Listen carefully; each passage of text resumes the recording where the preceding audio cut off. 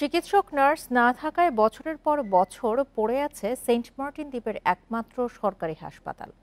বেসরকারি উদ্যোগে স্বাস্থ্যসেবা দেয়া হলেও প্রকল্পের মেয়াদ শেষ হওয়ায় 1 মাস ধরে তাও বন্ধ। এখন চিকিৎসার জন্য হাতুড়ে ডাক্তার আর ফার্মেসি ভরসা দ্বীপের বাসিন্দাদের।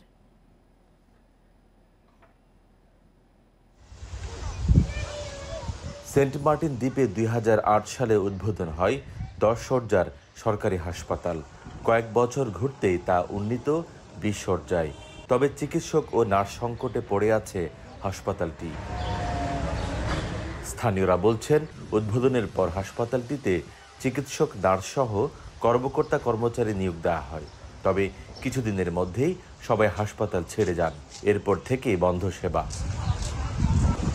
একটি বেসরকারি সংস্থার অধীনে কয়েক বছর ধরে স্বাস্থ্যসেবা পেয়ে আসছিলেন দ্বীপের বাসিন্দারা। তবে 1 মাস আগে মেয়াদ শেষ হওয়ায় বন্ধ হয়ে গেছে সেই প্রকল্প।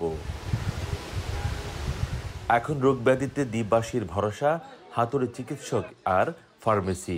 রোগীর অবস্থা গুরুতর হলে দীর্ঘপথ পাড়ি দিয়ে যেতে হয় টেকনাফ বা কক্সবাজার সদর হাসপাতালে। এর জন্য ট্রলার ছাড়তে লাগে প্রশাসনের অনুমতি।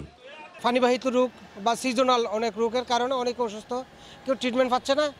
আর যদি ডাক্তারের কাছে যায়, ওখানে যদি ডাক্তারের যদি না থাকে হাসপাতালে, তাহলে তার ফার্মেসিতে যাওয়া ছাড়া, হাতুড়ে ডাক্তার ছাড়া উপায় থাকে না। একজন এমবিবিএস ডাক্তারও নেই, নার্সও নেই, মিডওয়াইফও নেই, কেউ নেই। 15 জনের মধ্যে একজনও নেই। ও চতুর্থ শ্রেণীর কর্মচারী একজন আছেন। সিভিল সার্জন জানিয়েছেন, দ্বীপটিতে স্বাস্থ্যসেবা নিশ্চিতে চিকিৎসক সহ 15 পদের জন্য মন্ত্রণালয়ে চাহিদাপত্র পাঠানো হয়েছে। মহাপরিচালক স্যারের দপ্তরে আমাদের বিভাগীয় পরিচালক স্যার হয়ে আমরা চিঠির চাহিদাপত্র দিয়েছি। এই যখন জনগণ নিয়োগ হবে, আমরা এই স্বাস্থ্য সেবাটা আরও উন্নত এবং বেগবান করতে পারব। দেশের একমাত্র প্রবাল দ্বীপ সেন্ট মার্টিনের বাসিন্দা 10,000-এর বেশি। এছাড়া দ্বীপটি পর্যটকদের কাছে একটি জনপ্রিয় ভ্রমণ গন্তব্য। তৌফিকুল ইসলাম, ইন্ডিপেন্ডেন্ট নিউজ, কক্সবাজার।